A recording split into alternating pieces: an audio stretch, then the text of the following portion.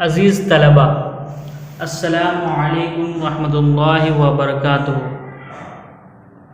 आपके स्क्रीन में जो तस्वीर लगी है उसे देखकर आप समझ गए होंगे कि ये कौन है।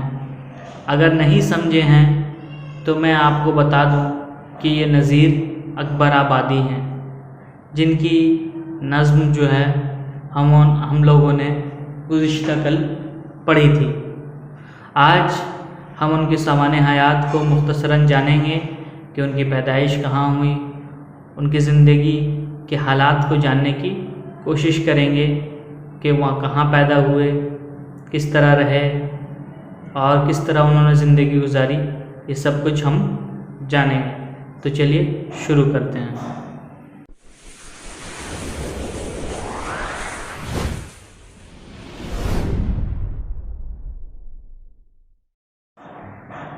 नज़ीर अकबराबादी को अवामी शायर कहा जाता है। नज़ीर अकबराबादी का असल नाम वली मोहम्मद था और तखल्लुस जो था नज़ीर था। इनके पैदाइश के मुतालिक इख्तलाफ है। नज़ीर की पैदाइश 1740 में दिल्ली के करीब हुई और बाज़ जगह जो है 1735 है। नज़ीर का इंतकाल 1246 हिजरी पर मुताबिक 16 अगस्त 1830 को हुआ और उनकी उम्र जो है 90 साल थी और उनका इंतकाल जो है फालिज की वजह से हुआ था। नज़ीर के वालिद का नाम शेख फ़ारूक था। नज़ीर 1757 में अहमद शाह अब्दाली के हमले के वक्त अपनी मां को लेकर अकबराबाद यानी आगरा चले आए थे। फिर यहीं के होकर रह गए और हर जगह आगरा को ही अपना वतन बनाया। अकबराबाद जो है आगरा का पुराना नाम है और नज़ीर क्या है, दिल्ली से आगरा चले आए, इसीलिए उन्हें नज़ीर अकबराबादी कहा जाता है और वो आगरा के ही माने गए और जाने गए। नज़ीर शेख फ़ारूक की 13वीं औलाद थी। इससे पहले 12 औलादें फौत हो चुकी थी, यानी ये 13वीं अपने माँ बाप के औलाद थे और उससे पहले सारे जितनी भी औलादें हुई थी सबका इंतकाल हो गया था। नज़ीर ने अधेड़ उम्र में मुसम्मात तहवरुन्निसा बिनते अब्दुर्रहमान ख़ान चुग़ताई से निकाह किया था। नज़ीर से एक लड़का खलीफा सैयद गुलजार अली असीर और एक लड़की अमानी बेगम थी। नज़ीर अकबराबादी ने शायरी में किसी की शागिर्दी इख्तियार नहीं की, यानी किसी से भी इस्लाह ना ली और ना ही किसी से शायरी पढ़ी।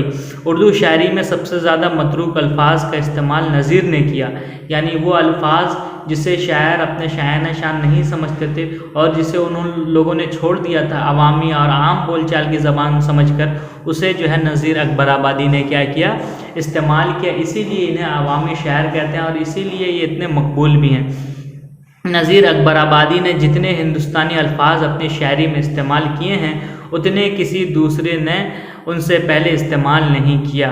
इसी से समझ में आ जाता है कि नज़ीर अकबराबादी जो है कितने ज़्यादा इस वतन से मोहब्बत करने वाले थे और ये इसीलिए उन्होंने क्या है हिंदुस्तानी ज़बान इस्तेमाल किए। नज़ीर मीर तक़ी मीर के हम असर थे, लेकिन इसके बावजूद उन्होंने अपने उस ज़माने की रविश और जो उस ज़माने का चलन था कि उस ज़माने में लोग गज़लें कहा करते थे, उसको छोड़कर इन्होंने नज़्म कहना शुरू किया। अगर मैं कहूँ कि ये नज़्म के बाबा आदम है उर्दू के, तो ये गलत ना होगा। नज़ीर उर्दू में अवामी शायरी के नुमाइंदा शायर हैं। हबीब तनवीर ने नज़ीर पर एक ड्रामा आगरा बाज़ार के नाम से लिखा है, जो पहले जामिया मिल्लिया में खेला गया।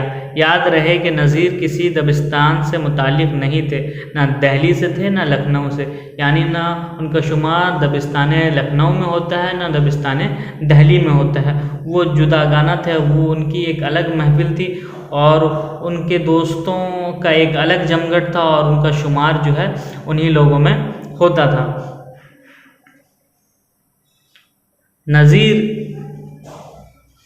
हमेशा जो है अपने कौम की इस्लाह और मशरिकियत पसंद थे और उनका मिजाज भी बहुत अच्छा था। नज़ीर रंगीन मिजाज और आज़ाद तबीयत के मालिक थे। नज़ीर की आवारा रवि उनकी शायरी में नज़र आती है। वो राह चलते नज़में कहते, लोगों की फरमाइश पर गज़ल, मुखम्मसा, मुसद्दस और मुसल्लस कहते। मुखम्मसा यानी जिसके 5 शेर हों। उनके हल्क़े अहबाब वसी था, दरबारों से वाबस्तगी ना थी, हर तबका का फ़र्द उनका हल्के का रुकन था। यही वजह है कि उनकी शायरी में अवामी रंग ज़्यादा नुमायाँ हैं। नज़ीर ने इशारों और किनायों में तसव्वुफ़ के मज़ामीन भी अपनी नज़्मों में बयान किए। नज़ीर चूँकि हिंदुस्तानी तहज़ीब व तमद्दुन के दिलदादा थे, जैसा कि मैंने आपको बताया कि वो इस मुल्क से और यहाँ की तहज़ीब से बहुत मोहब्बत करते थे, इसलिए जो है नज़ीर अकबराबादी ने जो है सर सैयद पे भी जो है वो बहुत तनक़ीद की है। नहीं, नज़ीर ने नहीं, वो अकबर इलाहाबादी थे। तो अब जो है तसव्वुफ़ के मज़ामीन को भी बयान किया है, इसलिए ये बात फितरी है कि उन्होंने हिंदुस्तानी माशरत, रस्म व रिवाज, मेलो ठेलो, त्यौहार और मौसमों पर नज़में लिखीं। उन्होंने इस्लाम के बाज़ मजहबी रहनुमाओं के साथ साथ रामचंद्र, कृष्ण जी, गुरु नानक पर भी नज़में लिखीं। नज़ीर ने अपनी नज़मों में आम ज़बान और रोज़मर्रा की बोलचाल का लहजा इस्तेमाल किया, जिससे उनमें एक फ़ितरी अंदाज़ पैदा हो गया। अवामी मौज़ूआत पर इज़हार ख़याल करने और आम ज़बान इस्तेमाल करने की वजह से नज़ीर आवाम के शायर कहे जाते हैं। तो इससे आपने समझ लिया कि नज़ीर उस ज़माने के हैं जहाँ उनके बारे में ज़्यादा तो जानकारी नहीं है, उनकी ज़ाती ज़िंदगी के बारे में, लेकिन जितनी जानकारी उस ज़माने में मौजूद थी उससे ये पता चलता है कि ये आवाम के दिलदादा थे और आवाम के चाहने वाले थे और आवाम के बीच में रहा और आवाम की ज़बान को इस्तेमाल किया और जो बाज़ारू ज़बान थी, जो आवामी ज़बान थी, उसको शायरी की ज़बान बना दिया। यही नज़ीर की खूबी है। अब आखिर में जो है मैंने कहा था ना कि कल जो आप लोग नज़्म पढ़ें आदमी नामा, वो बहुत लंबी नज़्म है, उसका एक छोटा सा हिस्सा आपके निसाब में शामिल है। तो चलिए इख्तिताम जो करते हैं उसी के एक शेर से करते हैं। मस्जिद भी आदमी ने बनाई है या मियाँ, यानी यहाँ मस्जिद भी आदमी ने बनाई है या मियाँ, बनते हैं आदमी ही इमाम और खुतबा ख़्वां, पढ़ते हैं आदमी ही कुरान और नमाजियाँ। यानी मस्जिद भी यहाँ किसने बनाई है? आदमी ने ही बनाई है। और इमाम भी बनते हैं और जो खुतबा पढ़ने वाले बनते हैं वो भी आदमी बनते हैं। पढ़ते हैं आदमी ही कुरान और नमाज यहाँ मतलब यहाँ कि इस मस्जिद में जो है कुरान और नमाज आदमी ही पढ़ते हैं और आदमी ही उनकी चुराते हैं जूतियाँ, और वो आदमी ही हैं जो कि मस्जिद के बाहर से जूतियाँ चुराते हैं। तो देखिए किस तरह आवाम में जो राइज है, जो आप फील करते हैं, जो आप महसूस किए आपके साथ ये हुआ है, वही चीज़ रोज़मर्रा की जो ज़िंदगी में वो देखते हैं, उसको जो अपनी शायरी बना लेते हैं और उसको जो है उन्होंने क्या किया है, बयान किया है। तो इसको सुनिए। शुक्रिया।